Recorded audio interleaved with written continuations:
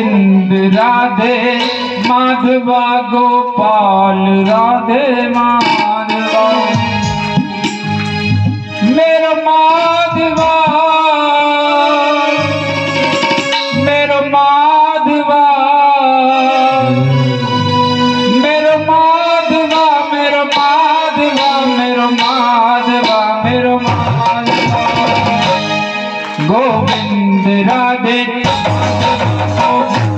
राधे गोविंद राधे माधवा गोपाल राधे माधवा गोविंद राधे माधवा गोपाल राधे माधवा गोविंद राधे माधवा गोपाल राधे माधवा मेरो माधवा मेरो माधवा मेरो माधवा मेरो माधवा मेरो माधवा गोविंद राधे माधवा गोपाल राधे माधवा गोविंद राधे माधवा गोपाल राधे माधवा गोविंद राधे माधवा गोपाल राधे माधवा गोविंद राधे माधवा गोपाल राधे माधवा गोविंद राधे माधवा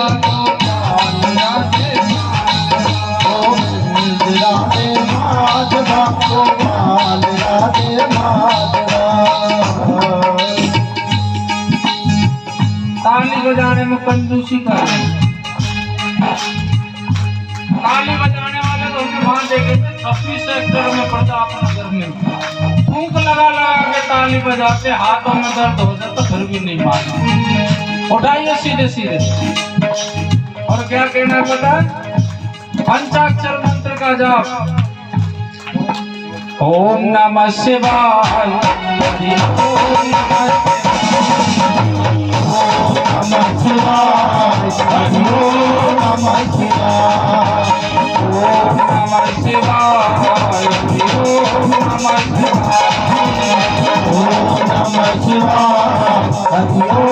शिवाय ओम नमः शिवाय ओम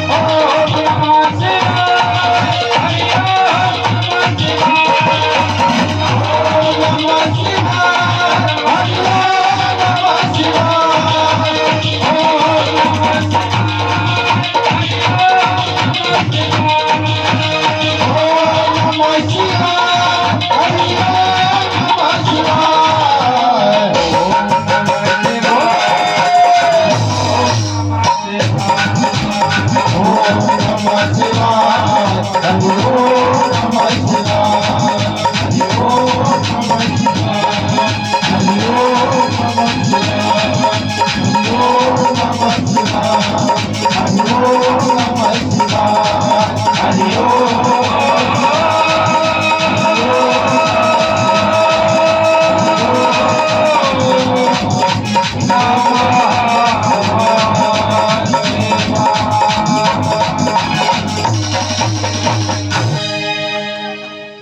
हरि ओम नमः शिवाय। बोलिए शंकर भगवान की जय हो। नमः पार्वती पते हर हर हर महादेव शंभो। जिन्होंने माता काली के झांकी के दर्शन नहीं किए ना बाद में पछताए ना कहीं हो।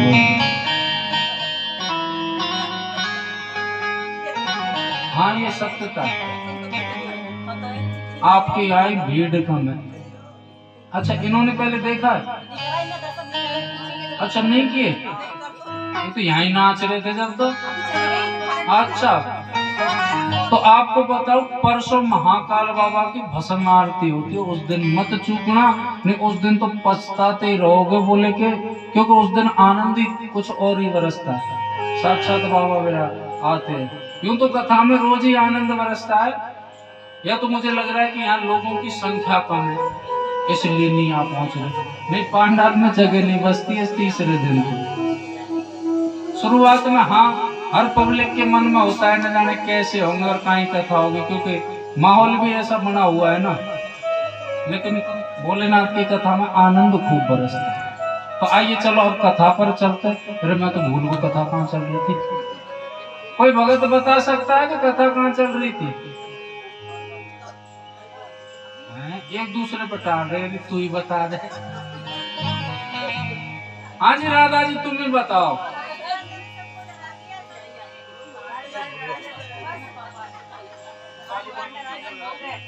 कथा की बात करो, कथा कहाँ चल रही थी? भूल गए? मैं भी भुलक्कड़ और तुम भी भुलक्कड़ होगी पर की पार। तार का सुरवाली। हे भगवान तुम मुंह को ऐसा लगे पीछे की रोटी मत खाया करो।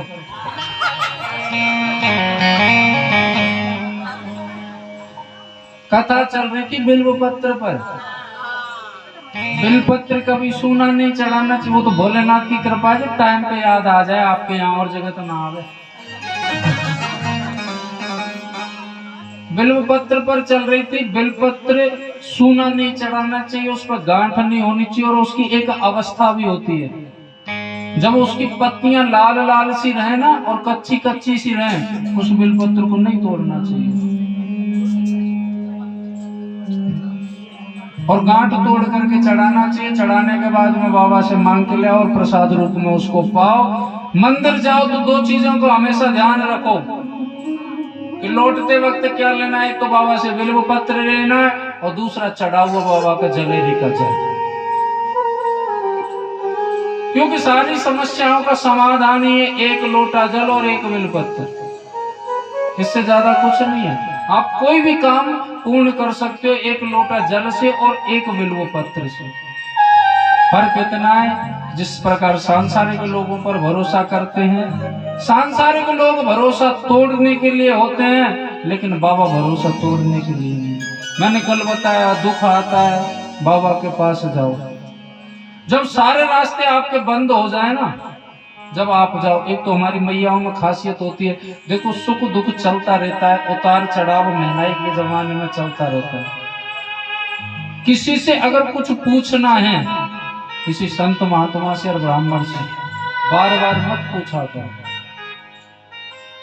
पूछो तो जब पूछो जब सारे रास्ते बंद हो जाएं, क्योंकि कारण क्या होता है मैं बताऊं आपको।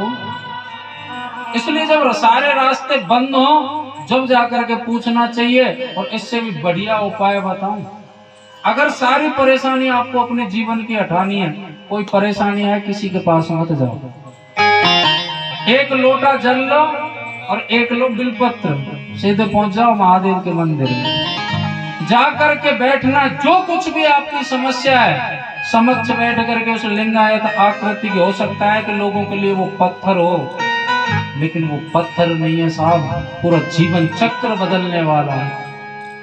वो केवल पत्थर ही, आप उससे जाकर के रो दो। सांसारिक लोग आपकी हंसी मजाक उड़ाएंगे, ये आपका रास्ता बना देगा, उस परेशानी को दूर कर देगा, इतना मेरा भरोसा है। इस देवाधिदेव महादेव पर सीधे जाओ, लोटा जल और बिलपत्र लेकर के, किसी के पास मत जाओ, क्योंकि जिसका ये होता है ना उसे किसी के पास जाने की आवश्यकता नहीं। एक बार इसे अपना सर्वस्व बना करके तो देखो।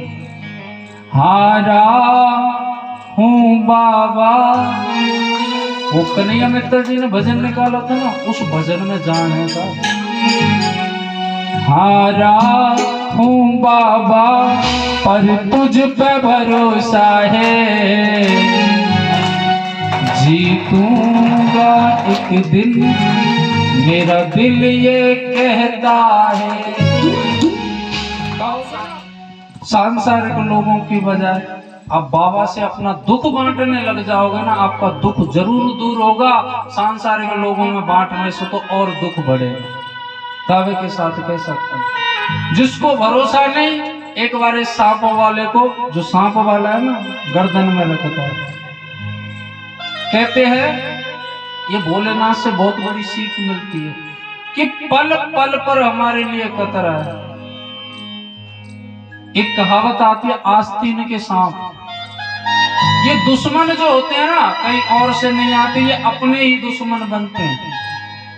जिन पर भरोसा करते हैं वो दगा देते हैं। आप भोलेनाथ से आप नाता जोड़िए, ये दगा नहीं देगा पक्की। आज वो शौनक आदि ऋषि कहते हैं, बोले हमको ये बताओ कि नंदी ने किस प्रकार से भोलेनाथ की पूजा की थी, किस प्रकार से आराधना की थी, ऐसा कौन सा उपाय किया था जिससे भोलेनाथ ने प्रसन्न होकर के अपना प्रिय सेवक बना लिया। यहां तक कि भोलेनाथ ने उस बैल को, उस नासमझ को अपनी सवारी बना लिया। सूत जी महाराज कहते वो उपाय, वो आराधना नंदी ने नहीं किया था, नंदी के पिता श्रेलाद ने किया था। प्रभु इसको जरा विस्तार से बताओगे। जब उन्होंने इस कथा को बताया कि एक पति पत्नी दोनों आराम से रहते थे, महादेव की भक्ति में लीन, खेतीबाड़ी का कार्य था उनका। उस व्यक्ति का नाम था श्रेलाद। निस्वार्थ उसने बाबा की भक्ति की, कभी कुछ मांगा नहीं, क्योंकि उन्हें बाबा की भक्ति में आनंद मिलता था। खेतीबाड़ी किया करते। एक दिन पति पत्नी दोनों अपने खेत पर बैठे हुए थे। दो बैल थे। पहले जो खेती होती थी बैलों से होती है, ट्रैक्टर तो अब चले। आराम से बातें कर रहे थे तो श्रीलाद कहता है, बोले देवी हमने महादेव की भक्ति निष्काम भाव से की, लेकिन बाबा कभी किसी के लिए सोचता ही नहीं है मन से। मैंने भक्ति की, ऐसा कोई पाप तो किया नहीं कि मेरा वंश ही आगे ना चले, क्योंकि वंश तो जब चलेगा, हमारे कोई संतान ही नहीं है, बुढ़ापा आ लिया। मन में ऐसा विचार कर ही रहे थे कि भोलेनाथ तुरंत प्रकट। बता भगत, मुझे बुलाया? प्रहलाद बोले बिल्कुल बाबा, आपको याद कर रहे थे, आपसे हमारी शिकायत है। बोले क्या शिकायत है भैया तेरी ऐसी? बोले तुमने कोई संतान नहीं दी। बोले क्या करेगा संतान का? बोले संतान होगी तो उसका विवाह करूंगा, विवाह होगा तो उसके भी संतान होगी, फिर उनका विवाह होगा, फिर उनके संतान होगी, मेरा वंश आगे चलेगा। कम से कम वंशावली में नाम तो आएगा कि फलाने के वंश के हैं ये। तो तुम चाहते क्या वो बताओ। बोले बाबा अब तक तो मांगा नहीं है, लेकिन आज मांगने का मन है। बोले मांग ले। मैंने कब मना किया? बोले बाबा एक पुत्र दे दो, बेटा दे दो, और बेटा ऐसा होना चाहिए जो आपकी भक्ति में हमेशा लीन रहे। अपनी आंखों से आप कभी उसे दूर मत करना, अपना प्रिय सेवक बना करके रखना। भोलेनाथ ने कहा ठीक है, पर ये बता तुझे बालक कैसा चाहिए? तो भोलेनाथ के सामने कभी घुमा फिरा करके बात नहीं करनी चाहिए। भोला भंडारी है वो, भक्त के भाव में इस प्रकार डूब जाता है कि समझ में नहीं आता किसने कहा क्या है। तो दोनों बैल बैठे हुए थे बड़े, और श्रीलाद हाथ करके कहता है, बोले बाबा ये मेरे बैल है ना, बड़े ही आज्ञाकारी हैं और सीधे हैं, मुझे इनकी तरह एक बालक चाहिए। भोलेनाथ को लगा कि बैल मांग रहा है, तथास्तु। समय आने पर संतान हुई, माँ ने संतान को जन्म दिया। स्वयं के तो प्राण निकल गए, लेकिन संतान बच गई। और संतान का रूप तो आप जानते ही हो कि वो कैसा है। श्रीलाद ने कहा कोई बात नहीं, बाबा का प्रसाद है। बड़े प्रेम से उसको रखा, प्रेम से उसको रखा। तो कहते हैं बालक धीरे धीरे बड़ा हुआ। पिताजी महादेव की आराधना करते तो पूजा की सारी तैयारियां करके रख देता। वो पूरे दिन लगा ही रहता था, कहीं बिलपत्री तोड़ करके ला रहा है, कहीं पुष्प ला रहा है, कहीं आक के पुष्प ला रहा है, कहीं आकोड़ा ला रहा है, भांग धतूरा इत्यादि लेकर के आ रहा। पिता के साथ बैठ करके पूजा करता महादेव की। बालक थोड़ा सा समझदार हुआ, और समझदार हुआ न जाने क्या उसके दिमाग को हुआ, सीधा निकल लिया कैलाश पर्वत की ओर। बस उसको इतना पता था कि भोलेनाथ कैलाश पर रहते हैं और रास्ता भी मालूम नहीं था। आंख बंद की और भोलेनाथ का ध्यान किया और निकल लिया। कहते कैलाश पर्वत से थोड़े से पहले शमशान पड़ता, शमशान के बाद में कैलाश आता। अब शमशान में गया तो देखा चारों ओर चिताएं चिताएं जल रही। अब उसकी समझ में नहीं आया कि मैं बाबा के पास कैसे जाऊंगा। वहीं बैठ गया और बाबा का स्मरण कर रहा है, ध्यान कर रहा है और कह रहा है बाबा अब मुझे पता नहीं आपके पास आने का रास्ता कौन सा है। मेरी प्रार्थना है आप मुझे यहां से ले जाओ। बाबा को पुकार रहा और बाबा भी समाधि में लीन आंखें बंद करते हुए और एकदम से जैसी चिताओं की लपट के सहारे जब कहते हैं तपन महसूस होने लगी ना नंदी को। नंदी तो आराम से बैठा है, भोलेनाथ का शरीर तपन महसूस कर रहा है। तुरंत समाधि खुल गई, तुरंत गणप्रेत इत्यादि बाबा के पास खड़े हुए तो बोले क्या हुआ बाबा?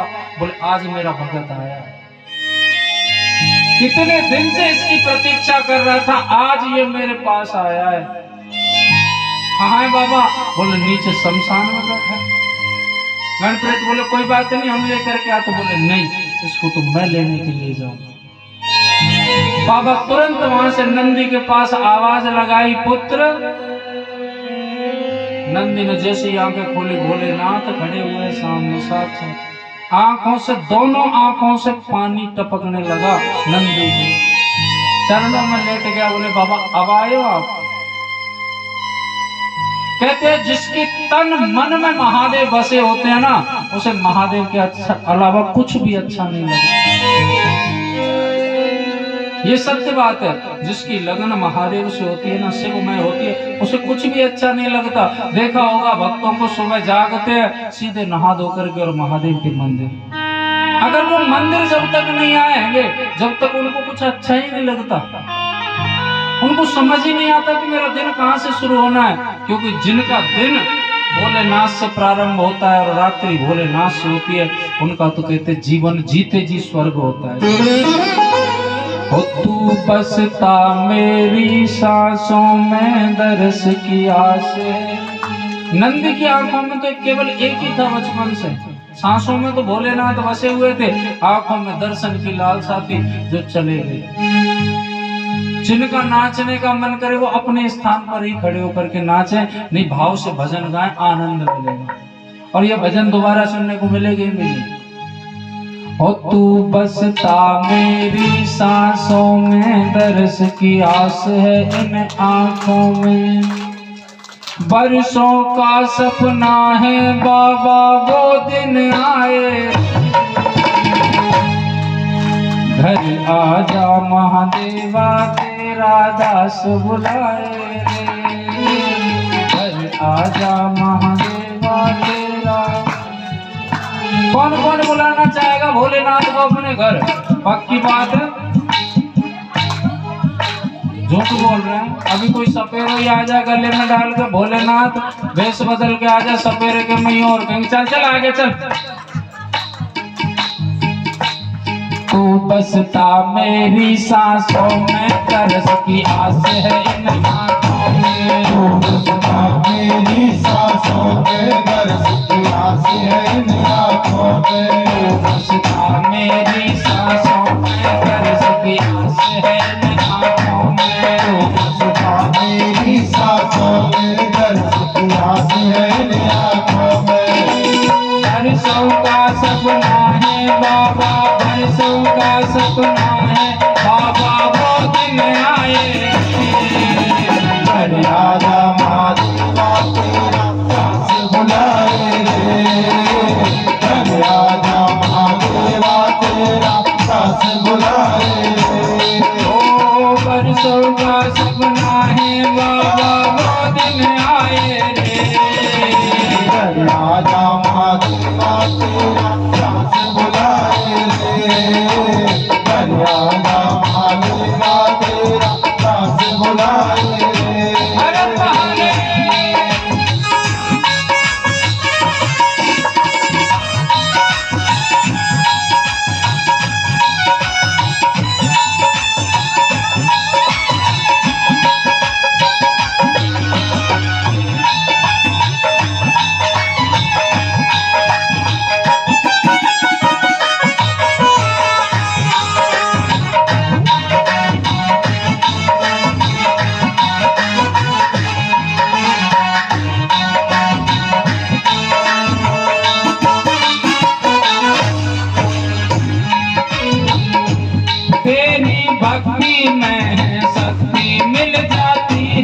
सबको मुक्ति।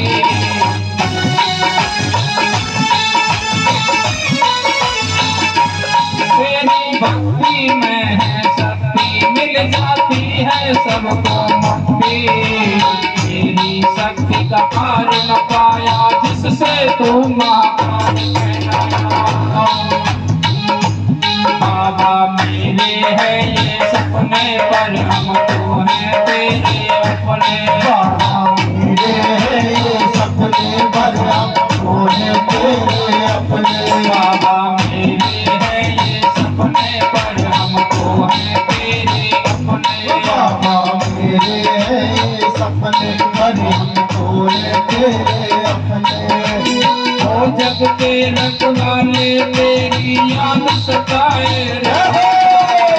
राजा महादेवा तेरा दास बुलाए रे। राजा महादेवा तेरा दास बुलाए रे। ओ जग के रखवाले तेरी याद सताए रे। राजा महादेवा तेरा दास बुलाए रे। राजा महादेवा तेरा दास बुलाए रे।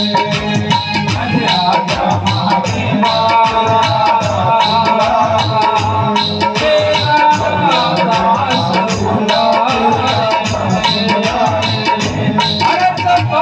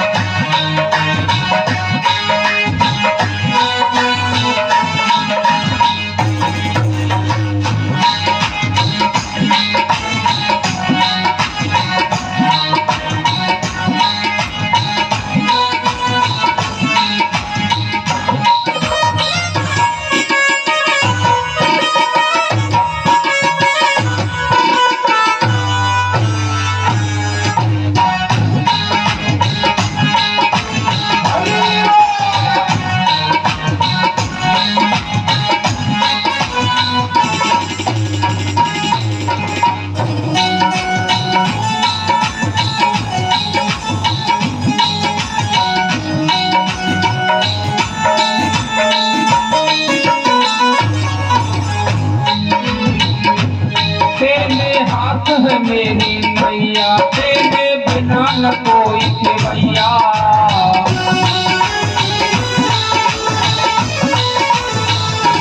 तेरे हाथ है मेरी मैया, तेरे बिना न कोई खेवैया। दुनियादारी सब मतलब की झूठी माया है इस जग की। पार लगा मेरे मैया को, राह दिखा दे मुझे रैया को। पार लगा मेरी मैया को, राह दिखा दे मुझे रैया को। पार लगा मेरी मैया को, राह दिखा दे मुझे रैया को। पार लगा मेरी मैया को, राह दिखा दे मुझे रैया को। ओ कालों के महाकाल तू क्यों तरसाए रे। राजा महादेवा तेरा दास बुलाए रे। राजा महादेवा तेरा दास बुलाए रे। ओ कालों के महाकाल तू क्यों तरसाए रे। राजा महादेवा तेरा दास बुलाए रे। राजा महादेवा तेरा दास बुलाए रे। राजा महादेवा तेरा दास बुलाए रे। राजा महादेवा तेरा दास बुलाए रे। अरे जमाना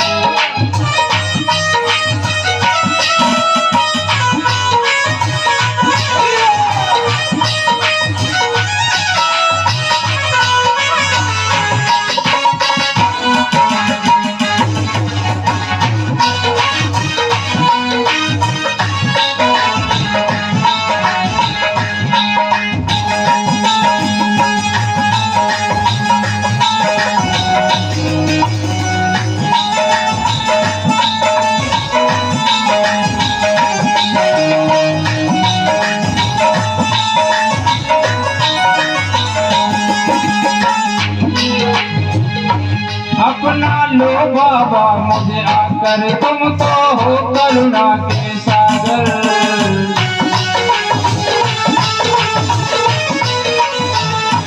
पकड़ा लो बाबा मुझे आकर, तुम तो हो करुणा के सागर। बाबा तुम सर्वस्व हो मेरे, शरण में आया हूँ मैं तेरे। हाथों में त्रिशूल सजाता, आज ही आजा डमरू बजाता। हाथों में त्रिशूल सजाता, आज ही आजा डमरू बजाता। हाथों में त्रिशूल सजाता, आज ही आजा डमरू बजाता। हाथों में त्रिशूल सजाता, आज ही आजा डमरू बजाता। रमाकांत के पालन हारे, मन घबराए हरे राजा माते माते दास बुलाए। हरे राजा माते माते दास बुलाए। बसता मेरी सांसों में, दर्श की आस है इन आँखों में। बसता मेरी सांसों में, दर्श की आस है इन आँखों में। बसता मेरी सांसों में,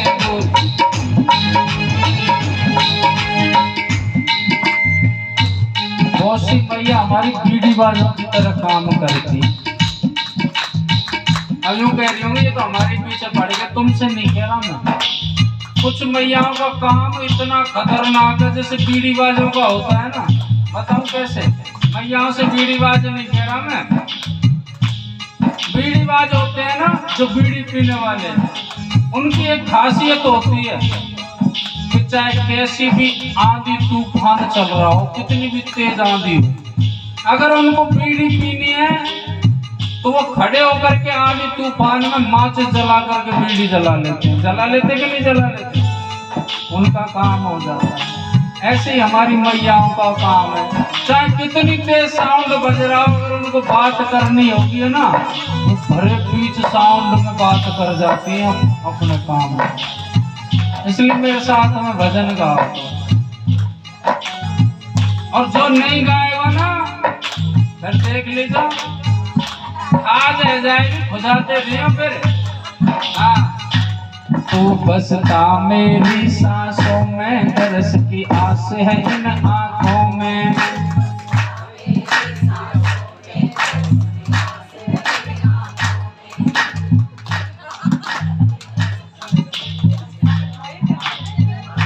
अगर मच्छर को भी काटना हो ना तो उनके भी दो जोड़ा हो, एक कान में करेगा पी, दूसरा डंक मार जाएगा।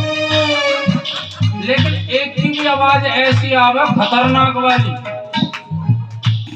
समझ में ना आ रही, मच्छर भिन में ना रहे हैं कि भजन गा रहे हो।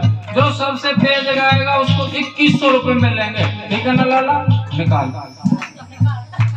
तो बसता मेरी सांसों में, दर्श की आस है इन आँखों में।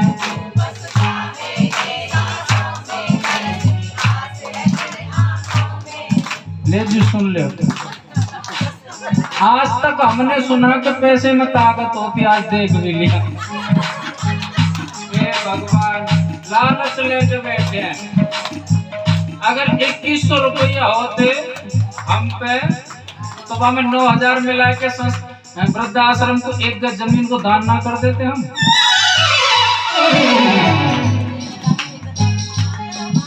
हाँ,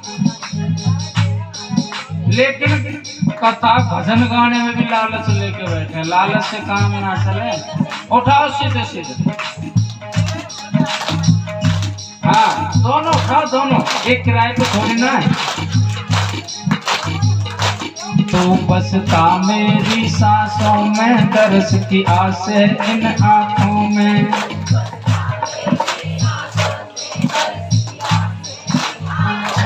तो बसता मेरी सांसों में, दर्श की आस है इन आँखों में।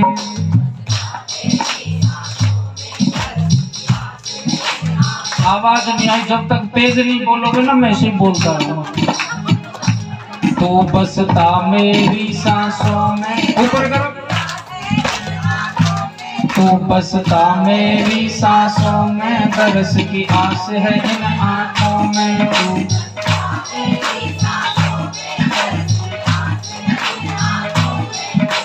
बरसों का सपना है बाबा, बरसों का वो दिन आए रे, आजा बुलाए रे, आजा महादेवा तेरा दास बुलाए रे। ओ परसों का सपना है बाबा, वो दिन आए रे, आजा महादेवा तेरा दास बुलाए रे, आजा महादेवा तेरा दास बुलाए रे, आजा महादेवा तेरा दास बुलाए रे, महादेवा तेरा दास बुलाए रे, आजा महादेवा तेरा दास बुलाए रे, आजा महादेवा तेरा दास बुलाए रे, आजा महादेवा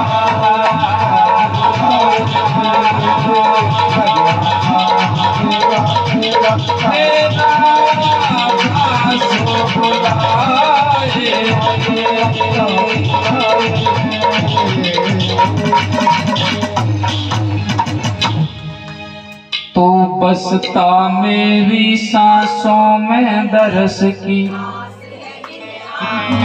गाना तो गाओ, डरा क्यों रहे हो? तो बसता मेरी सांसों में दरस की, बरसों का सपना है बाबा, वो दिन आए रे, घर आजा महादेवा तेरा। बोलिए शंकर भगवान जय हो, श्री शिव महापुराण की जय हो। नमः पार्वती पते। हर हर हर महादेव शंभो। कहते नंदी शमशान में बैठा है, बाबा का स्मरण कर रहा है और बाबा सामने पहुंचे। पुत्र नंदी ने जैसे आंखें खोली, बाबा का दर्शन किया। कहते उस दृश्य को देख करके सूत जी कहते हैं कि उसे शब्दों में बयान नहीं किया जा सकता, लेकिन स्थिति ये थी कि नंदी की आंखों से झरझर पानी बह रहा था बाबा को प्रथम बार देख करके। और भोलेनाथ भी अंदर ही अंदर पूरे भावुक हो चुके थे। लेकिन कहते हैं कि जब हम पूजा पाठ करते, परमात्मा की शरणागति लेते हैं तो दुख आता है। परमात्मा परीक्षा लेते हैं। नंदी भी पास में गए तो नंदी की भी परीक्षा ली। अरे बालक, तुम यहाँ और शमशान में क्या कर रहे हो? तुम्हारे माता पिता कहाँ हैं? तुमको ऐसे अकेले भ्रमण नहीं करना चाहिए। ये जंगल है और जंगल में भयंकर जंगली जानवर रहते हैं, लौट जाना चाहिए। नंदी मुखमंडल को देखता रह गया कि मैं तो खुश होकर के सब कुछ छोड़ करके आया हूँ। छोटी सी अवस्था थी उस बालक की। और बाबा जब मिले और बाबा मुझसे कह रहे हैं कि चला जा, झरझर रोने लगे। नंदी ने एक ही बात कही, बोले बाबा शायद आपके दर्शन नहीं होते तो मैं लौट भी सकता था, लेकिन अब आपके दर्शन हो गए, मेरा ये शरीर जरूर जा सकता है लेकिन प्राण तो आपके चरणों में रहे। जो प्राणों की बात कही ना, जैसे प्राण शब्द का बाबा ने पकड़ करके अपने हृदय से लगा लिया। क्योंकि नंदी एक ऐसा था कि उसकी ज्यादा परीक्षा भी नहीं ले पाए, और बाबा से अगर कभी प्रश्न सवाल किए हैं नंदी ने तो बाबा कभी उसका जवाब भी नहीं दे पाए, क्योंकि उसके जो प्रश्न थे वो भक्तिमय प्रश्न थे। जब भगत अपनी भक्ति के प्रभाव से परमात्मा को पाता है तो परमात्मा भक्त के एक एक सवाल का जवाब सोच समझ करके देते। भगत थे रामचंद्र जी के, जिन्हें उनके भाई के नाम से जाना जाता है, भरत जी। उनको 14 वर्ष का वनवास लगा था। 14 वर्ष का वनवास लगा था। माता ने 2 वचन मांगे थे अपने पति से यानी दशरथ जी से। बोले पहला वरदान तो मेरे पुत्र भरत को राजगद्दी दे दो, और दूसरा वरदान राम को 14 वर्ष का वनवास। एक कहावत आती है कि रघुकुल रीत सदा चले आई, प्राण जाए पर वचन न जाई। लेकिन यहाँ तो रघुकुल की मर्यादा पूरी टूट गई। पहला वचन था भरत को गद्दी पर विराजमान करना यानी अयोध्या का राजा बनाना। पहला वचन पूरा होता, उसके बाद में राम जी अयोध्या छोड़ करके वनवास जाते, लेकिन वो पहले ही निकल गए, क्योंकि जानते थे कि जो भरत है ना वो भक्ति का स्वरूप है, और भगत के सामने भगवान की एक नहीं चलती है। 2 कृपा बताई गई है इस जगत में। एक तो है भगवान की कृपा और दूसरी है गुरु की कृपा यानी संत कृपा। किसी ने पूछा भी था कि इन दोनों कृपाओं में बड़ी कृपा कौन सी है, तो बड़ी समझने की बात है कि जब भगवान भगत पर कृपा करते हैं ना, तो भगत को भगवान के पीछे पीछे डोलना पड़ता है। यानी भगवान भगत पर कृपा करते हैं तो भगवान के भगत को पीछे पीछे डोलना पड़ता है। लेकिन संत गुरु अगर कृपा कर देना भगत पर, तो भगवान भगत के पीछे पीछे डोलता है। इतना फर्क है। भक्ति स्वरूप है भरत जी, उससे पहले ही भगवान निकल लिया अयोध्या से।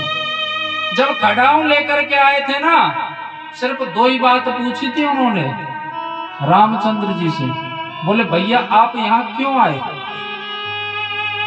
अयोध्या छोड़ करके वन क्यों आए? बोले पिताजी से माताजी ने वचन मांगा था। 2 वचन मांगे थे। कौन कौन से मांगे? बोले पहला मांगा था भरत को राजगद्दी और दूसरा मुझे वनवास। और भाई पिता के वचन तो पूरे करने, ये तो हमारे कुल की मर्यादा है कि रघुकुल रीत सदा चले आए, प्राण जाए पर वचन न जाए। तो कहते हैं तिरछी आंख करके बात की थी रामचंद्र जी से भरत ने। कहते हैं कि अगर क्रोध भी आए तो परमात्मा से भक्त कर सकते हैं। बोले आप किस मर्यादा की बात कर रहे हो जिसको तोड़ करके आप आ गए? आपने मर्यादा रखी कहाँ? मर्यादा रखते तो पहले मेरा राज तिलक होने देते। दूसरा वचन बाद में पूरा होता, लेकिन पहला आपने कर दिया।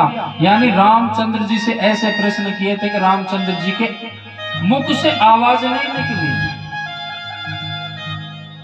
क्योंकि रामचंद्र जानते कि अगर भरत का पहले राज तिलक हो गया तो ये राजा होने के नाते यही कहेगा कि जो भैया को 14 वर्ष का वनवास लगा हुआ है, उस वनवास को मैं खारिज करता हूं और उस गद्दी पर रामचंद्र जी को बिठाता।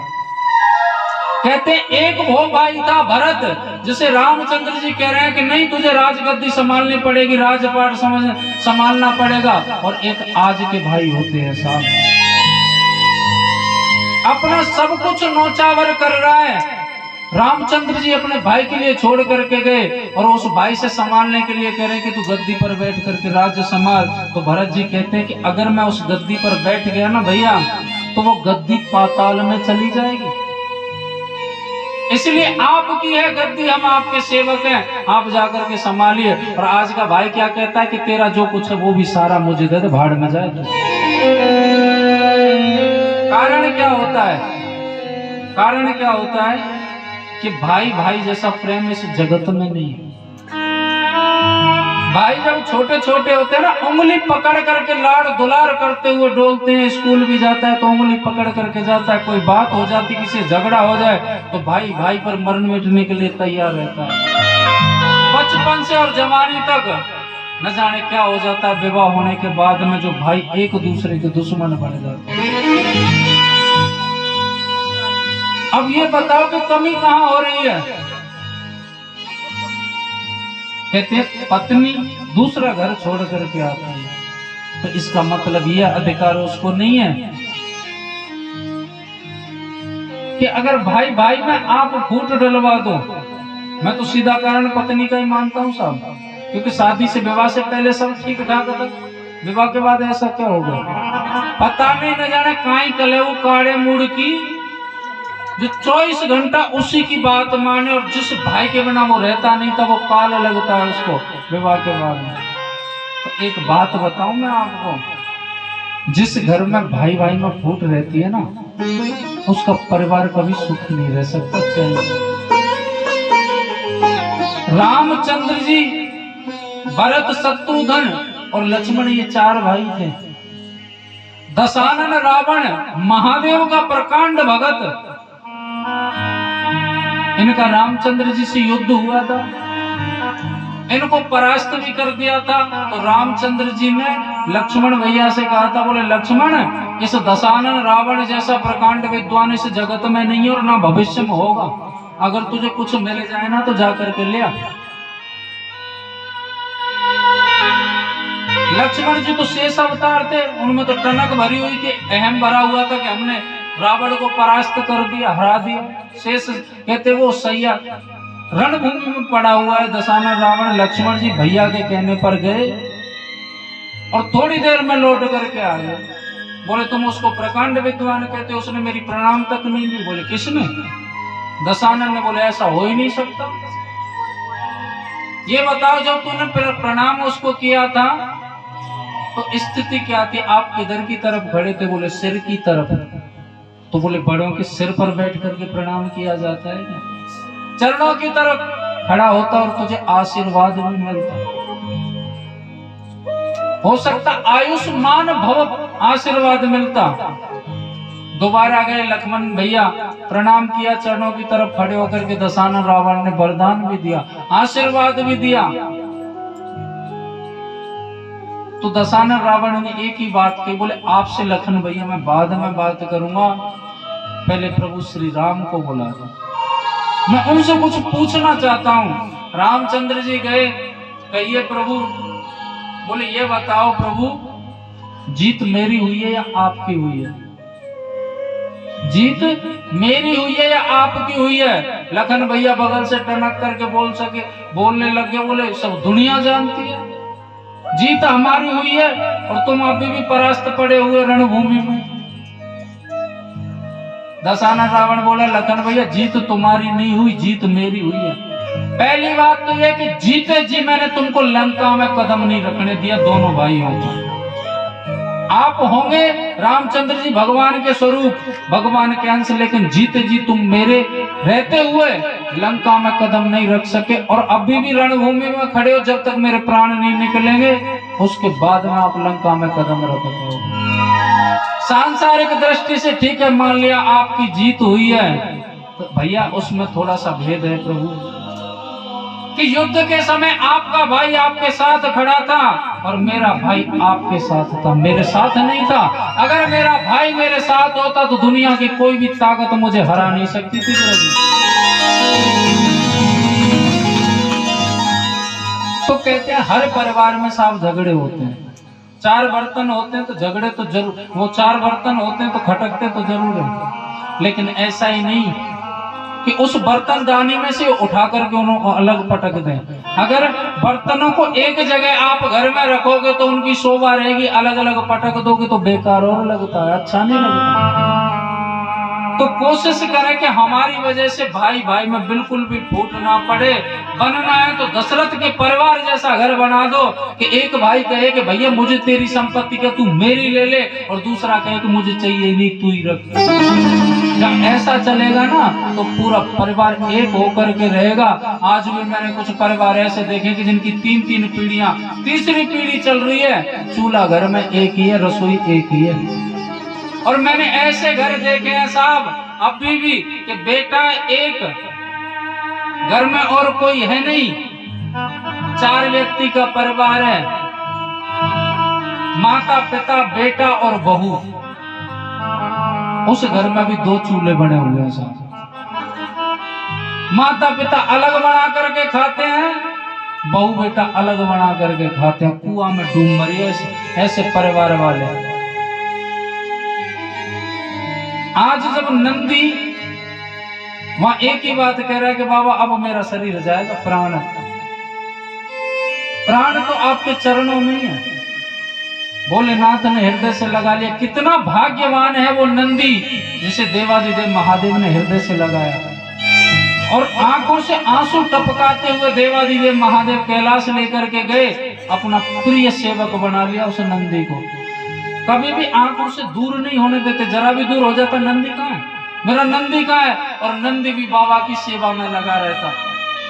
भोलेनाथ समाधि में बैठे तो उनका काम था कि गीला कपड़ा लेकर के उनके तन को पहुंचना, श्रृंगार करना और सामने भोग लगा करके रख देना।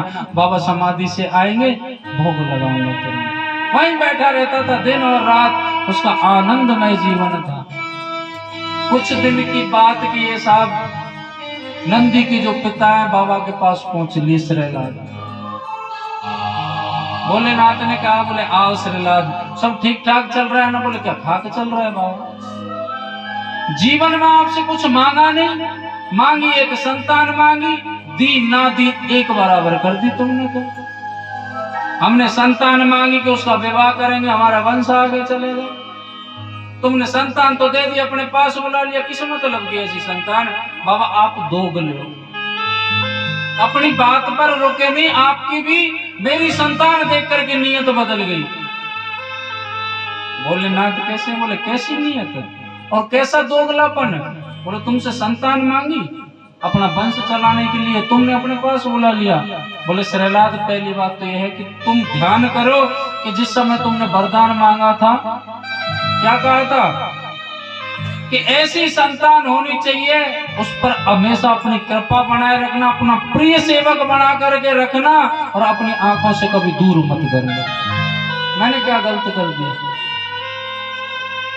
तुरंत चरण पकड़ लिए बाबा के श्रीलाद ने। बोले बाबा मुझसे गलती हो गई, लेकिन कुछ दिन के लिए इतना तो मेरे साथ भेज दो कि उसका विवाह कर दूं और बालक हो जाए, उसके बाद बुला लेना।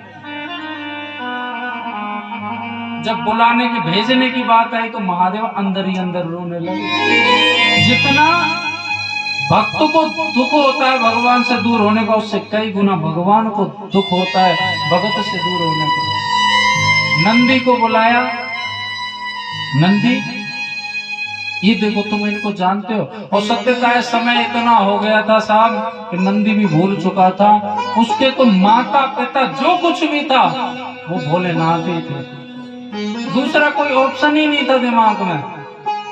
बोले नंदी तुम इनको जानते हो? उनकी ओर गौर से देखा नंदी ने और वास्तविकता भूल चुका था। बोले ना बाबा। बोले ये तुम्हारे पिता हैं?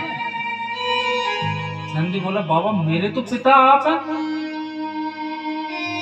अरे मेरा मतलब तू समझा नहीं नंदी, जिसने इस संसार में तुमको जन्म दे चुके हैं, इन्होंने जन्म दिया है संसार में, तुम्हें संसार में लाने वाले ये हैं, सांसारिक पिता ये तुम्हारे। बोले बाबा मेरी समझ से बाहर है। अरे तुम समझे नहीं, जिन्होंने तुम्हें जन्म दिया है कि वो पिता है। जैसे संतान की कामना होती है ना कि हमारे माता पिता हमारा अच्छे से ख्याल रखें, अच्छे से पालन पोषण करें, अच्छे से हमारा भविष्य निर्धारित करें पढ़ा लिखा करके, ऐसे ही बेटा नंदी माता पिता की भी कुछ इच्छा होती है कि बुढ़ापे में हमारी संतान हमारी अधूरी इच्छाओं को पूर्ति करे और बुढ़ापे में हमारी ये सहारा बने। हर माता पिता की इच्छा होती है, जैसे संतान की इच्छा होती है उसी प्रकार कि ज्यादा नहीं तो बुढ़ापे में 2 रोटी ये बालक दे दे और कुछ नहीं चाहिए। लेकिन संतान क्या करती है? ठोकर लगाया निकल लिए, बाप की एड़ी तक घिस जाती है बालक का भविष्य बनाने में। और वही बालक भविष्य बनने के बाद में क्या कहता है कि पिताजी तुमने किया ही क्या है हमारे लिए।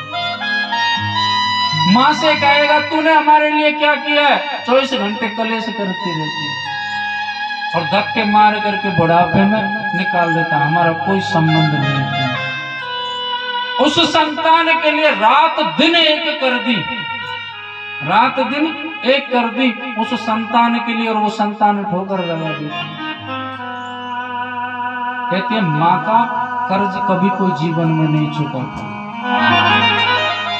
एक बालक था, सत्य घटना है ये। कि एक बालक को पढ़ा लिखा करके माता पिता ने खूब बढ़िया अच्छा कमाने के लिए विदेश भेज दिया। कहते माता पिता के शरीर में जब तक जान थी, जब तक चलता रहा। अब बुढ़ापा तो हर किसी के जीवन में आता है, हरी बीमारी लगी रहती। हालांकि उन माता पिता के पास भी धन की कोई कमी नहीं थी, अपार संपत्ति थी। अब माँ से जब बात हो तो माँ एक ही बात कहे, बोले लाला तू एक काम कर, अब तेरी याद बहुत आती है, तू बहू को लेके आ जा और यहीं रह तू हमारे साथ। धन की हमको आवश्यकता नहीं है, भगवान का दिया हुआ बहुत है हमारे पास, बैठ करके आराम से खा लेंगे, इतना है। लेकिन वो संतान माता अपनी माँ से उल्टा सीधा कहने लगी, तुझे तो केवल पैसे की भूख है। और जबकि उस माँ ने सिर्फ ये कहा कि लाला तेरे बिना अच्छा नहीं लगता, धन तो खूब है, तू आजा। सत्यता यह है कि अब हमारे शरीर में बुढ़ापा है, हमसे कुछ होता नहीं। बालक ने एक नौकरानी रखवा दी, फोन करके व्यवस्था करवा करके एक नौकरानी रखवा दी। लेकिन जो संतान जो स्वयं के हाथों से माता पिता की सेवा होती है, वो नौकर कभी नहीं करते। नौकर तो बेगार टालते हैं। एक दिन की बात है कि माँ ने फोन करके गुस्से में कह दी कि तू हमारा क्या कर्ज चुकाएगा, तू मेरा कर्ज तो कभी जीवन में नहीं चुका सकता। 2-3 बार ये बात कही। उस बालक ने कहा, बोले तू ये बता कि तेरा कितना कर्जा है, तेरा जितना कर्जा है ना आज तेरा चुकाऊंगा, बता। और कर्जा चुकाने के लिए क्या करना पड़ेगा? माँ ने कहा तू चुका ही नहीं सकता और कर्जे में मुझे धन नहीं चाहिए, तो बता क्या चाहिए तुझे? बोले एक रात मेरे साथ सो जा तू। उस माँ ने कहा कि एक रात मेरे साथ तू सो जा, अगले दिन तेरा पूरा कर्जा माफ। वो इन बातों को समझा नहीं। बोले ठीक है, मैं फलाने दिन आ रहा हूं और उसके बाद में ना तो मुझसे बेटा कहना, तू मेरा और तेरा संबंध उसी दिन खत्म है, उसके बाद में परेशान नहीं करेगी तू मुझे बिल्कुल भी। ठीक है? माँ ने कहा ठीक है चलो कोई बात नहीं। बेटा आता है और माँ ने बिस्तर लगा लिया अपने साथ सुलाने के लिए। वो बालक के जीवन में कभी भी उसने अपने हाथ से एक गिलास पानी भर के नहीं पिया। आज वो माता के साथ सो रहा है। बोले परेशान मत करना, फिर आज की रात है तेरा कर्जा चुकाने के लिए। बोले बिल्कुल मैं तुझसे कहूंगी नहीं ना कुछ, केवल एक रात तो सो जा। बोले ठीक है। सोच रहा है कि फफूंद मिटेगी। जैसे उसको नींद आई, माँ ने उसको जगा दिया। बोले बेटा एक गिलास पानी लिया। बुरा तो उसको भयंकर लगा कि आज तक मैंने स्वयं के लिए पानी नहीं भरा और ये मुझसे पानी की कह रही है। और कहा नौकर चाकरों में रहता था, अच्छी तरीके से खूब अच्छी पोजीशन पे था, लेकिन सोचा चले इसका कर्जा चुक जाएगा। पानी का गिलास भर के लाया माँ के सामने। बोले ले माँ। माँ ने उस गिलास को पकड़ा और वो गिलास वहीं छोड़ दिया। जिस जगह पर वो सो रहा था उस जगह पर उसको ढोल दिया और बोला देख तेरे से गिलास नहीं संभाला जा रहा, अब मैं सोऊंगा कहाँ? बोले बेटा सोना तो यहीं पड़ेगा।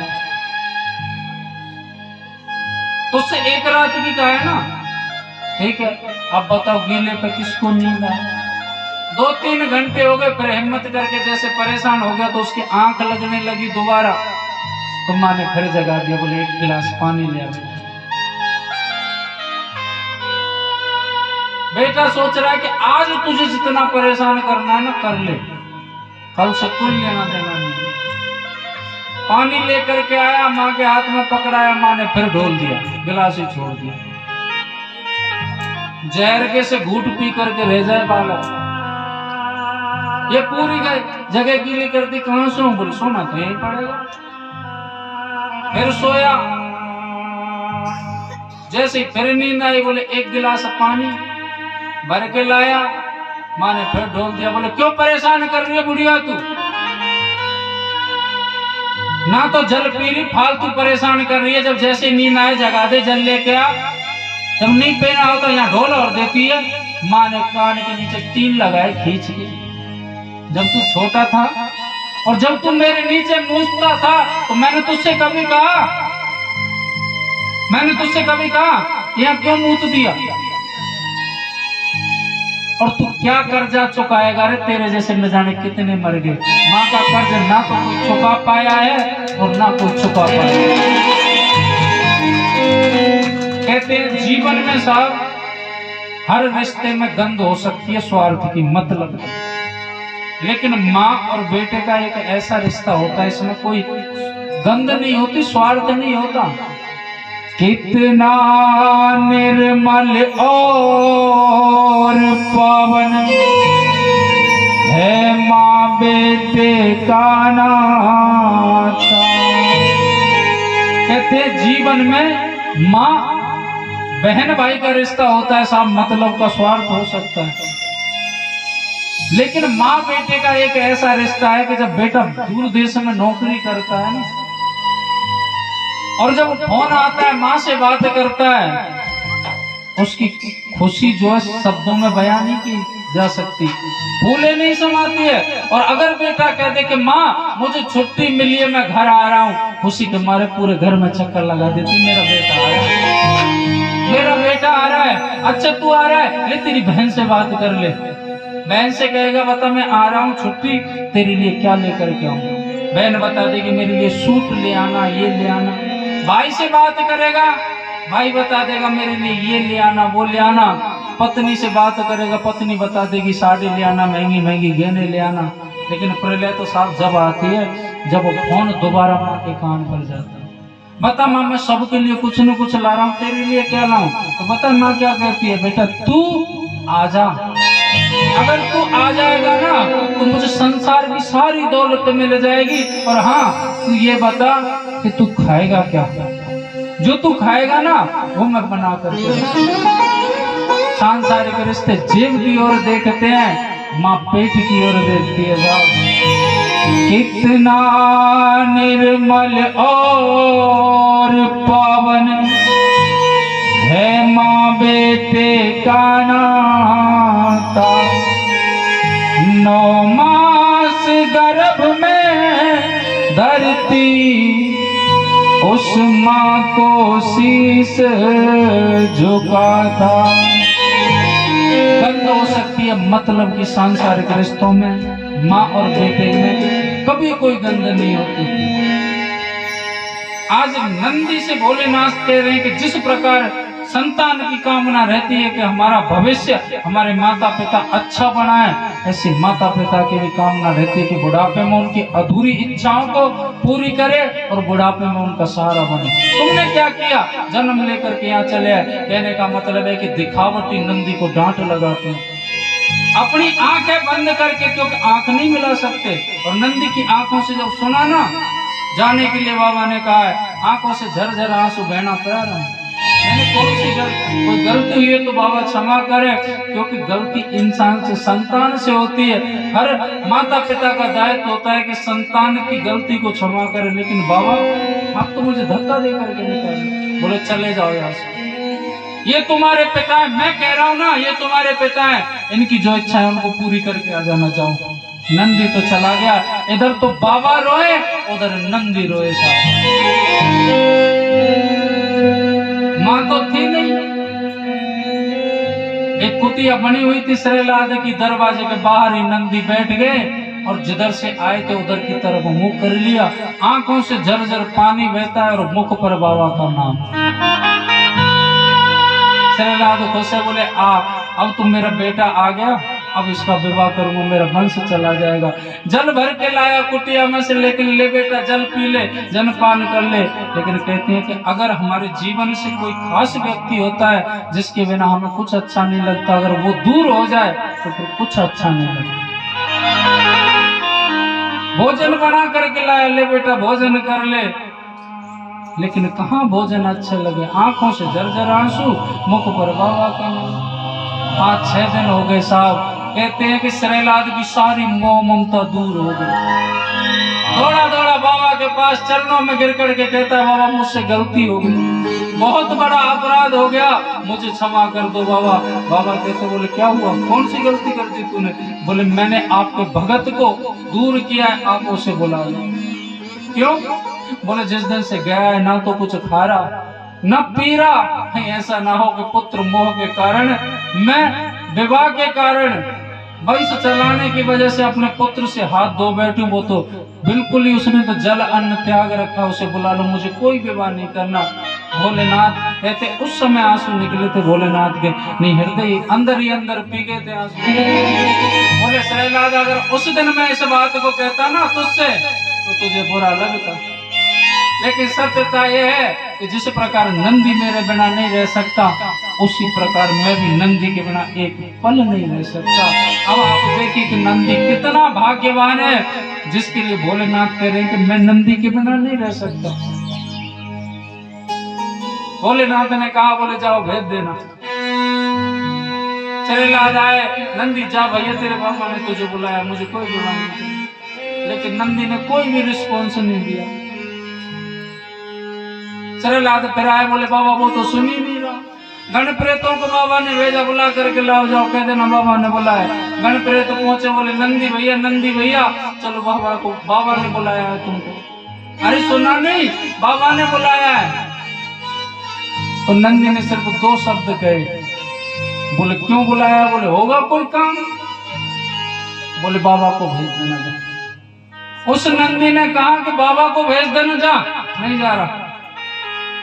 जैसे हमारा बालक रूठ मटक जाए ना, हमसे गुस्सा हो जाए, तो वो भी ऐसे ही कहता है, क्योंकि उस नंदी ने भोलेनाथ के अलावा कुछ समझा ही नहीं।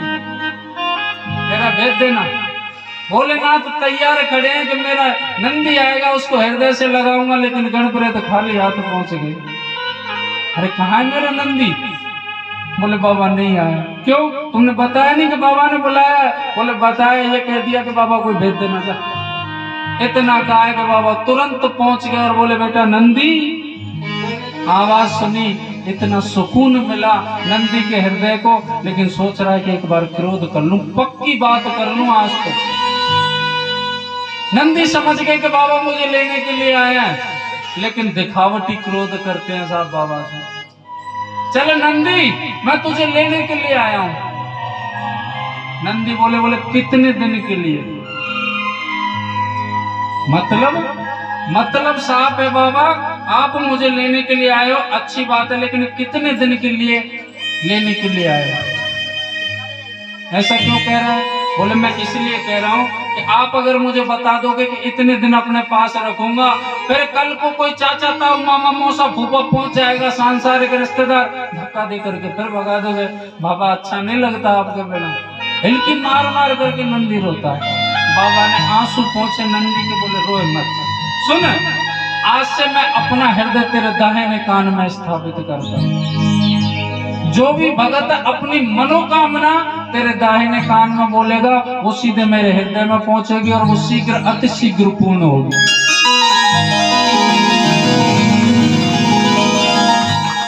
अब तो प्रसन्न है ना, अब चल मेरे साथ। बोले किस लिए?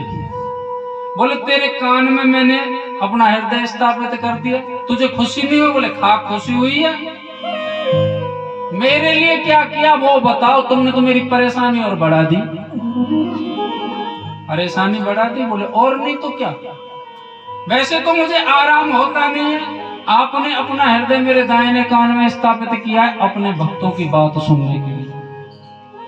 वैसे तो मुझे कभी आराम करने का मन ही नहीं करता, लेकिन माना कि कभी मेरा मन करे कि 2-4 मिनट आराम कर लूं, सो लूं। लेकिन तुम्हारे तो दरवाजे भी ऐसे हैं जो अपने भक्तों के लिए 24 घंटे खुले रहते हैं कि भगत जब चाहे जब मेरे पास आ सकता है और आकर के अपनी मनोकामना मेरे कान में घुसड़ फुसड़ बोले तो किसको नींद आएगी। परेशानी और बढ़ा दी तुमने तो। आपने देखा होगा कि जितने भी हमारे मंदिर हैं सबके पट लग जाते हैं 12 बजे, लेकिन बाबा देवादिदेव महादेव का एक ऐसा प्रांगण है जो भक्तों के लिए 24 घंटे खुला रहता है कि जब भगत को समय मिले ना तब कभी ताला नहीं लगता मंदिर पर।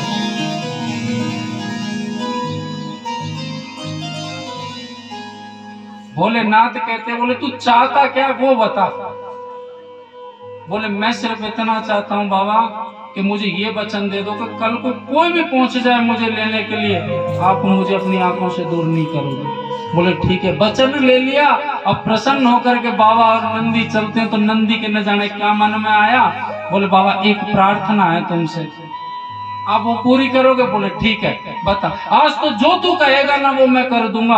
बोले बाबा आप पैदल पैदल चलते हो ना तो मुझे दुख होता है, आप जब पैदल पैदल चलते हो तो मुझे दुख होता है। आपसे मेरी प्रार्थना है कि मेरी पीठ पर बैठ करके चले।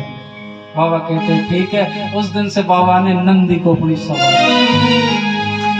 ओ बाबा नंदी के असवार असवार तेरी महिमा अजब निराली है।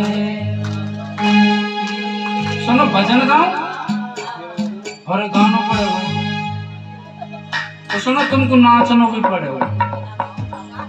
नाचने में शर्म कर जाए, क्योंकि अगर हमने नाच दिए तो पड़ोसी काई के को पल्ले फट जाएगी। और कोई की ब्याह बारात तो होने दो साहब, घोड़ी पे दूल्हा बैठो है, गानों बज रो आज मेरे यार की शादी है, हम बाप भी नाच रो गा गा के आज मेरे यार की शादी, मैयो भी नाच रही है और बहन भी नाच रही है, वहां शर्म ना लगे। कहते हैं जो घोड़ी पर बारात में नाच लिया उसे 84 लाख योनियों में नाचने से कोई रोक नहीं सकता, और जो भगवान के भजन में नाचता है ना उसे 84 लाख योनियों में नाचने की आवश्यकता। तो जो नाचे वो अपने स्थान पर खड़े होकर के नाचे। और तू क्या कर रहे? अच्छा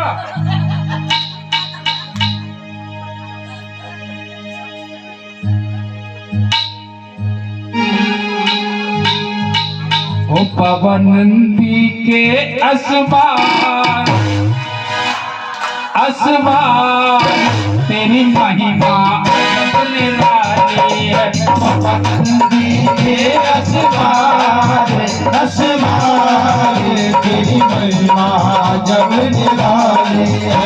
बाबा नंदी के असवार असवार तेरी महिमा जब निराली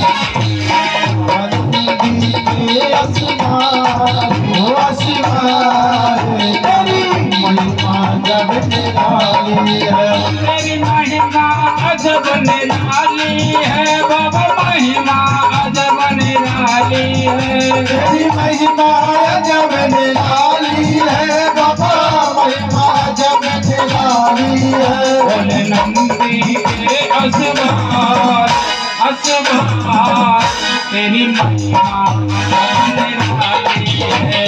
नंदी के असवार असवार तेरी महिमा जब निराली है।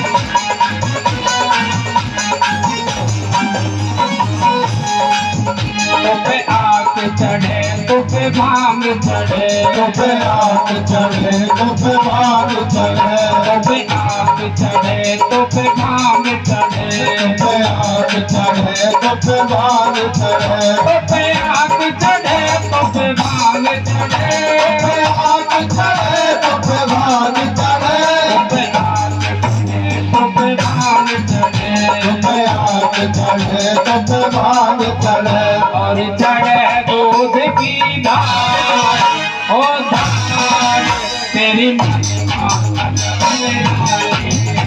बाबा नंदी के असवार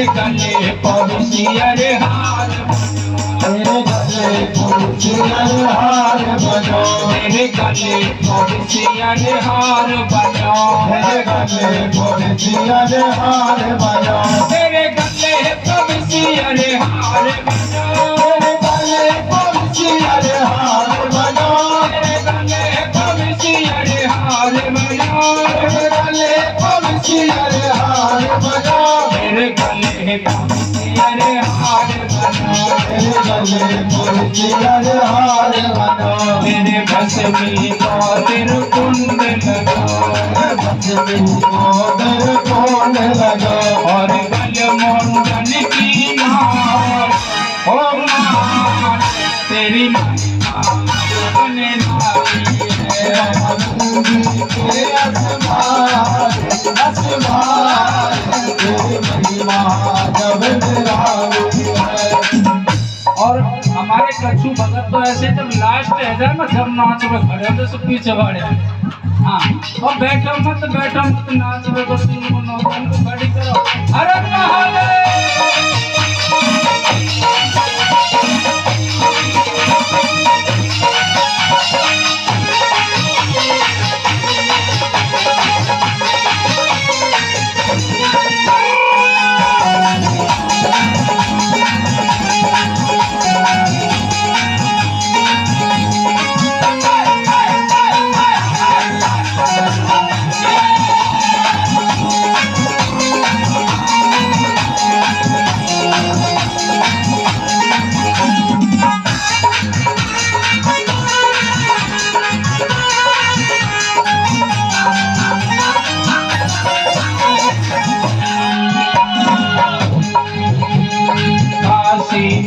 विश्वनाथ विराजे, काशी में विश्वनाथ विराजे, काशी में विश्वनाथ विराजे, काशी में विश्वनाथ विराजे, काशी में विश्वनाथ विराजे, काशी में विश्वनाथ विराजे, काशी में विश्वनाथ विराजे, काशी में विश्वनाथ विराजे, काशी विश्वनाथ विराजे, काशी में विश्वनाथ विराजे, सोमेश्वर में आप पुजारे, सोमेश्वर में आप पुजारे, उज्जैन में महाकाल, महाकाल तेरी महिमा बने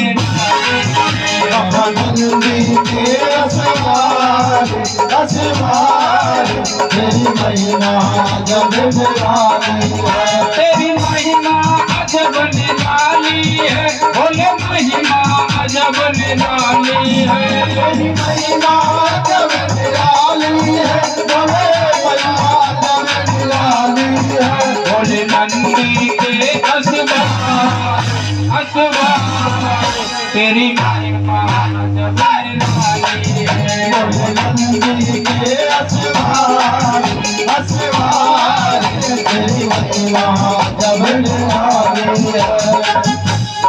कहते हैं धमाल में ले लीजिए, कहते हैं कि नंदी को अपनी सवारी बना लिया।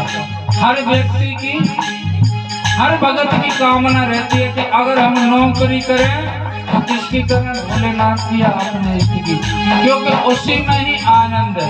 हम नाचने बैठे और कौन कौन नौकर बनना चाहेगा भोलेनाथ के हाथ उठाओ, हैं? दोनों उठा रहे हो, ये तो ठीक बात है।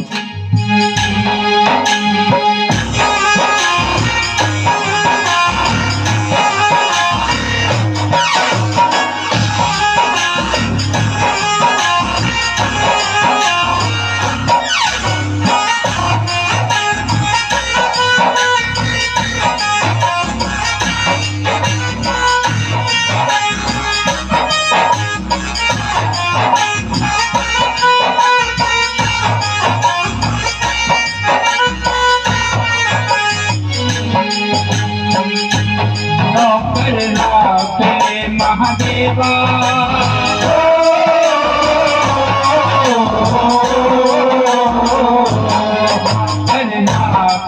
मारा बोला था बहुत बड़ो कैलाश नौकर नौकर बोला तारो बहुत बड़ो कैलाश नौकर नाथ ले नौकर रख ले सेवक रख ले नौकर रख ले सेवक रख ले नौकर रख ले नौकर रख ले नौकर नाथ ले महादेवा तारो बहुत बड़ो कैलाश नौकर नाथ ले हर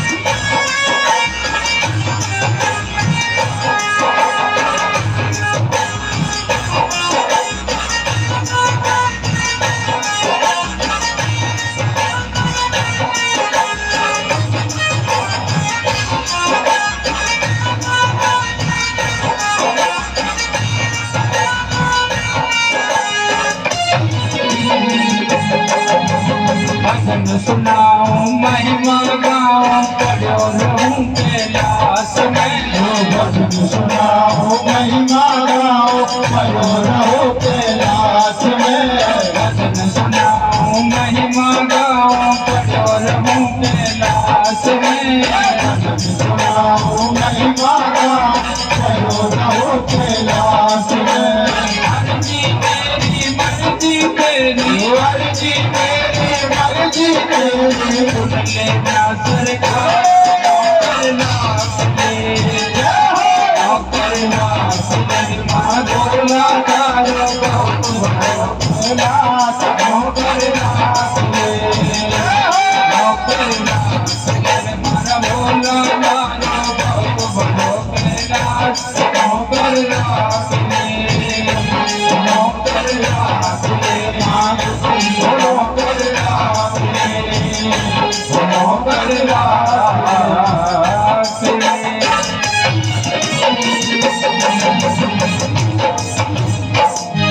बोलिए नंदी के असवार की जय हो। नमः पार्वती पते हर हर हर महादेव।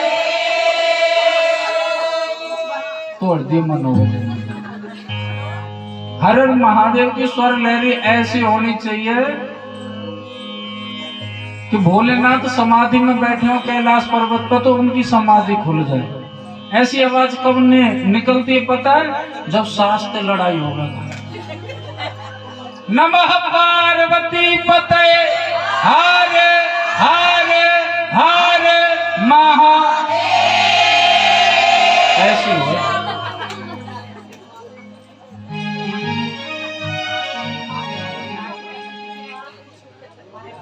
हाँ योगा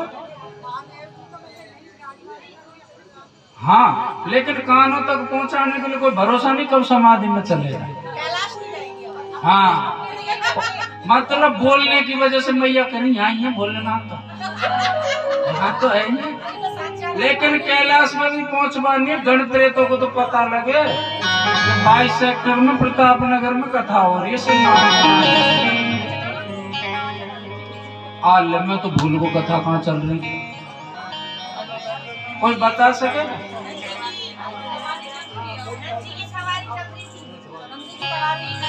नंदी की बारात। अच्छा नंदी की। अरे बहुत अच्छे, आज तो मन गदगद हो गया भाई।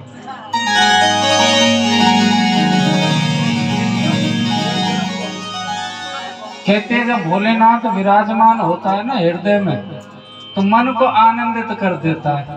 हमारे देखो वो भोले वाले भगत कुछ तो ऐसे जो परेशान हो जाए, पैरों में दर्द हो जाए तो अब बस की बात ना, फिर बैठ जाए और फिर खड़े हो जाए।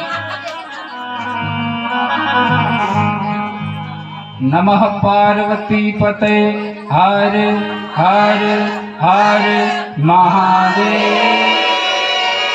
नंदी बाबा भोलेनाथ को कैलाश लेकर के आए, पर उसके बाद में कभी भी दूर नहीं किया।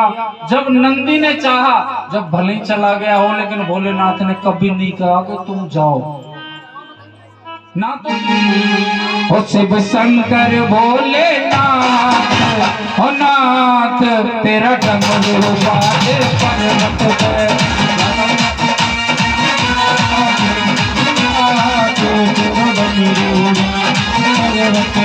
तेरा डमरू बाजे पर्वत पे, बाबा डमरू बाजे पर्वत पे। तेरा डमरू बाजे पर्वत पे, बाबा डमरू बाजे पर्वत पे। शिव शंकर भोलेनाथ हो नाथ, तेरा डमरू बाजे पर्वत पे। शिव शंकर भोलेनाथ हो नाथ, तेरा डमरू बाजे पर्वत पे। अरे महादेव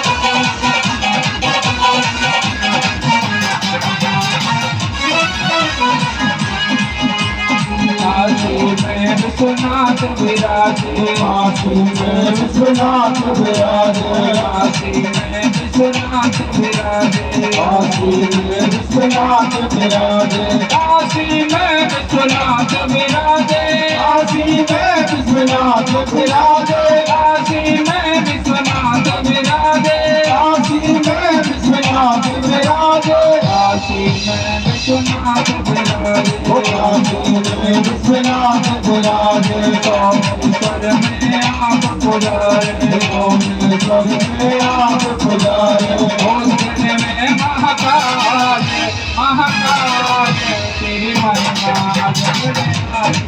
शिव शंकर भोले नाथ ओ नाथ तेरी महिमा जग में हर महादेव।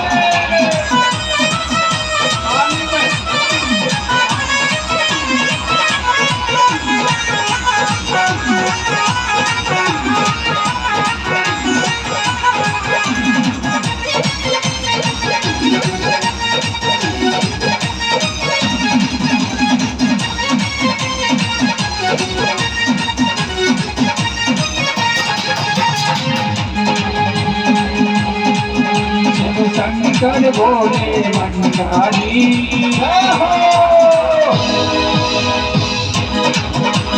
शंकर भोले भंडारी तेरी महिमा है जग में न्यारी। शिव शंकर भोले भंडारी तेरी महिमा है जग में न्यारी। तेरी महिमा है जग में न्यारी तेरी मूरत है सबसे प्यारी। तेरी महिमा है जग में न्यारी तेरी मूरत है सबसे प्यारी। बाबा शंकर भोले भंडारी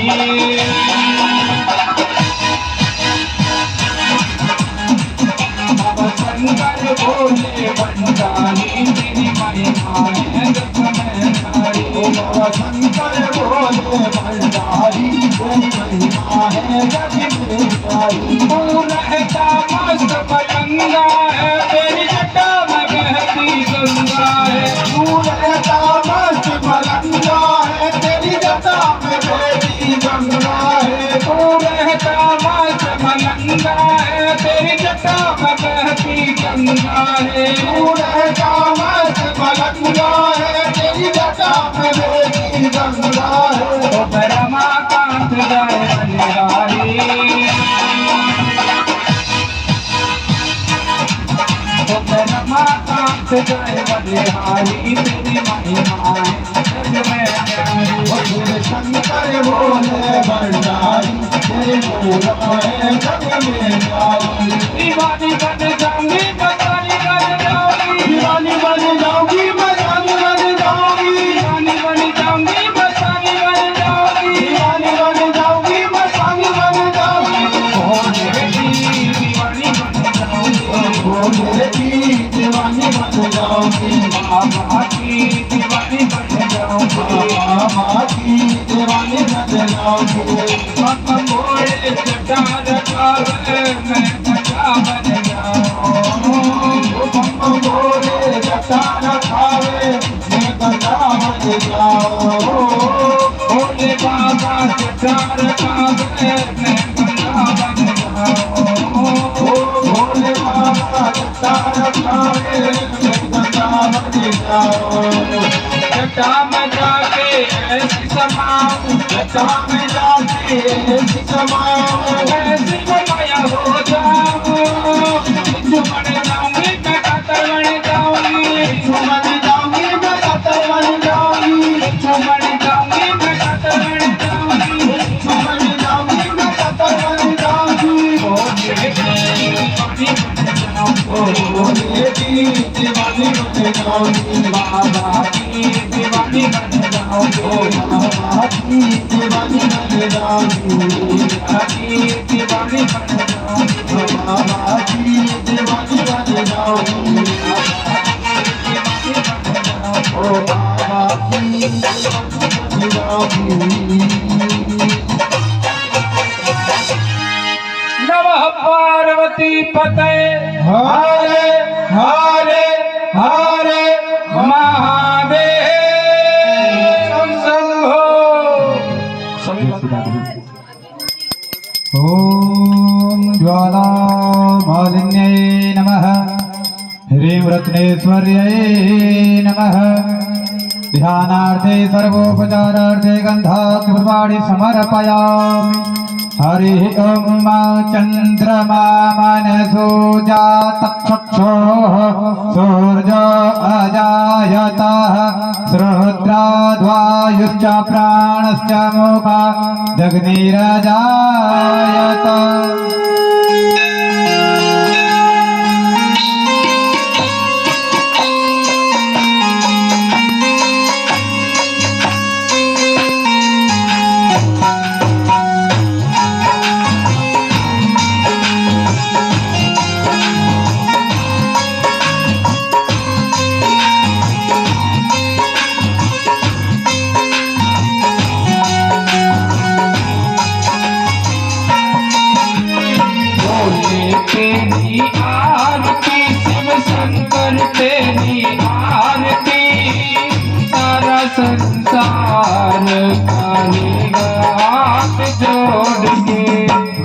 तेरी आरती शिव शंकर तेरी आरती सारा संसार करेगा हाथ जोड़ के शंभो तेरी आरती महाकाल तेरी आरती सारा संसार करेगा हाथ जोड़ के बाबा तेरी आरती भगवान तेरी आरती सारा संसार करेगा हाथ जोड़ के करेगा हाथ जोड़ के करेगा कर जोड़ के करेगा हाथ जोड़ के करेगा कर जोड़ के बाबा तेरी आरती पुरानी तेरी आरती सारा संसार करेगा हाथ जोड़ के बाबा तेरी आरती पुरानी तेरी आरती सारा संसार करेगा हाथ जोड़ के सिर पर गंगा चंद्र विराजे परवाना चांद विराजे सिर पर गंगा चंद्र विराजे परवाना चांद विराजे गल मोंडल की माला साजे गले मोती की माला साजे और सर पर के हार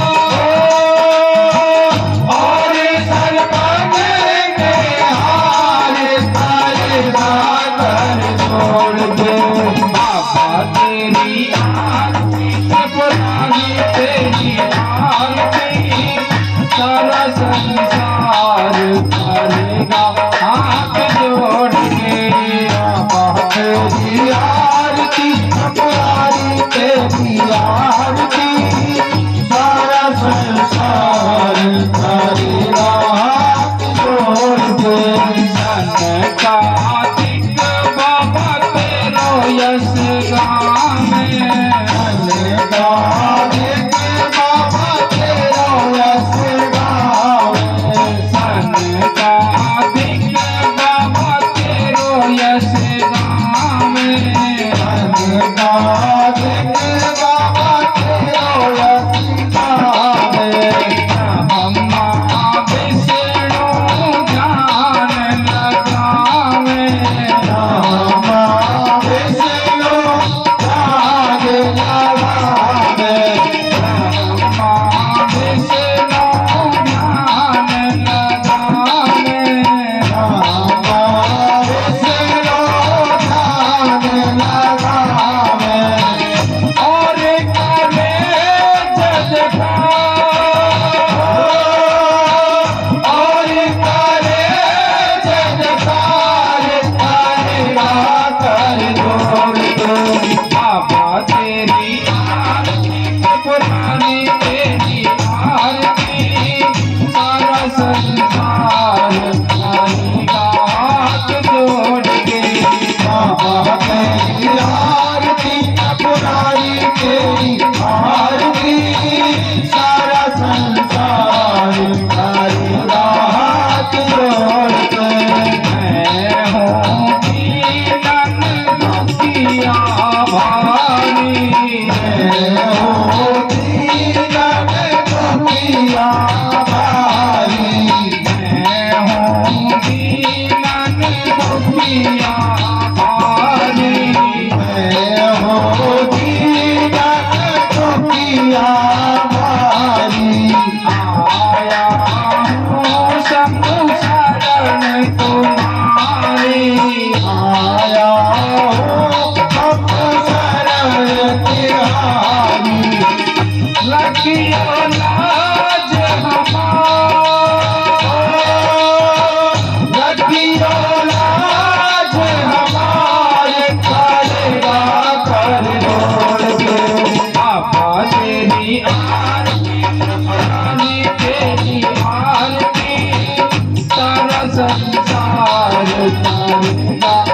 हाथ जोड़ के बाबा तेरी आरती त्रिपुरारी तेरी आरती सारा संसार करेगा हाथ जोड़ के साहित्य को आरती गावे साहित्य को आरती गावे साहित्य को आरती गावे साहित्य को आरती गावे बोले शंकर के पद पावे बोले शंकर के पद पावे आए सुयास अपार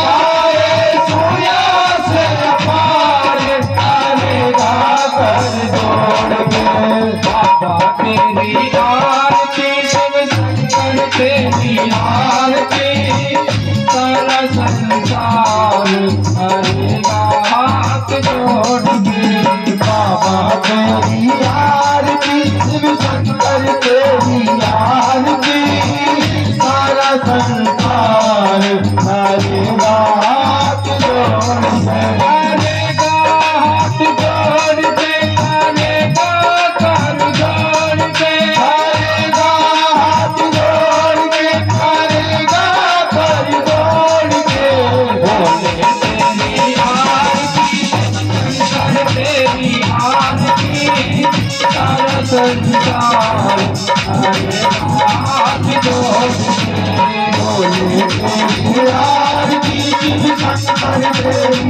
आरती सारा संसार करेगा हाथ जोड़ के तेरे करम करुणावतारम संसार सारम बोले सदा वसंत में जाने हवा भवानी भले बना सप्तका भले बातों में बंधु सका